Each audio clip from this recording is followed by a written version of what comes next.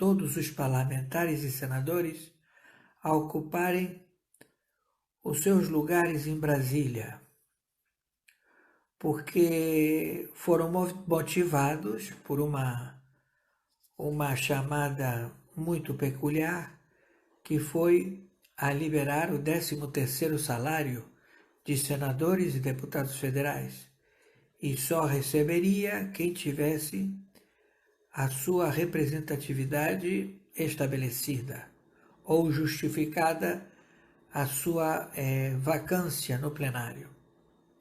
Então todos eles se reuniram e numa só voz aprovaram as medidas tributárias que certamente, se não fossem tido votação e estabelecido uma única forma tributária, eles seriam enquadrados no crime de roubo de impostos por décadas. E a responsabilidade é dos senadores que ocupam as bancadas do Senado Federal da República Federativa do Brasil, como também os deputados federais que ocupam as bancadas dos estados, dos deputados federais da República Federativa do Brasil, dos estados, dos 27 estados. Então todos eles iam ser enquadrados num crime que se perpetuou durante décadas, que é o crime de anatocismo, juros sobre juros de impostos. Impostos que não foram pagos, assim eles alegam, mas eles foram pagos e eles foram desviados. Desviados pelos senadores, desviados pelos deputados federais e desviados pelo Pleno da Corte do Supremo Tribunal Federal. Tudo isto visto com vasta prova, áudio, vídeo, processos que foram votados na Câmara de Deputados, processos que foram votados na Câmara do Senado. O Banco Mundial, ele detém todas estas fitas e o dossiê total. Com a mudança da direção do Banco Mundial, que vai ser feita por um americano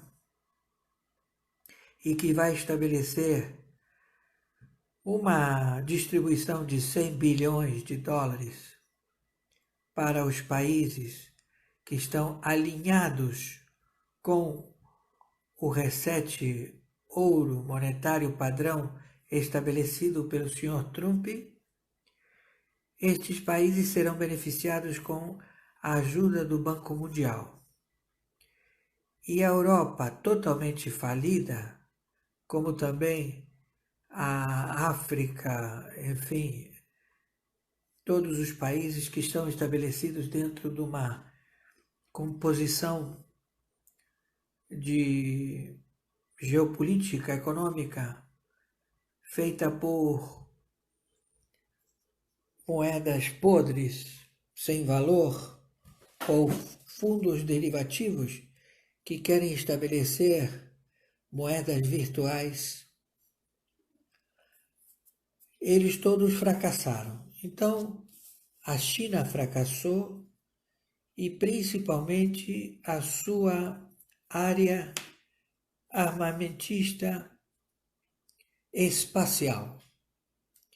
Eles queriam estabelecer o domínio do espaço aéreo através de satélites espiões, e a base americana se encontra em operacionalidade, como também os satélites que monitoram todos os posicionamentos dos silos nucleares do planeta. Então, a defesa da astronomia e da indústria espacial já estabeleceu que é hegemônica e pertence aos Estados Unidos da América. Não há como fugir dessa situação. Então não adianta armas supersônicas ou que aleguem que não é encontrada pelo radar ou que não são vulneráveis. Tudo é vulnerável. E tem também armamentos que são desconhecidos e estão em segredo militar dos Estados Unidos da América, onde os seus parceiros, México, Canadá, Reino Unido, Japão, Coreia do Sul, Vietnã, Indonésia, Austrália, Brasil e Índia, formam um bloco pré-estabelecido de logística. Temos países que querem manter a neutralidade, países que eles querem se posicionar como mediadores. A Rússia, e temos países que desconhecem todas as posições de logística internacional, de tecnologias, que vivem fora do contexto de informações de indústria aeroespacial, como também de comportamento atual da humanidade, de moralidade ou imoralidade. São países que estabeleceram teocracias, como países como o Irã. O Irã, ele voltou para um passado e se estabeleceu a copiar armamento obsoleto dos russos, ogivas e foguetes que não têm nenhum tipo de valor bélico. E eles, na sua ânsia e ambição de querer invadir o Brasil, levaram o Brasil a declarar imediata prontidão nas costas do Atlântico, como também do Pacífico, e se estabelecer na cabeça do cachorro.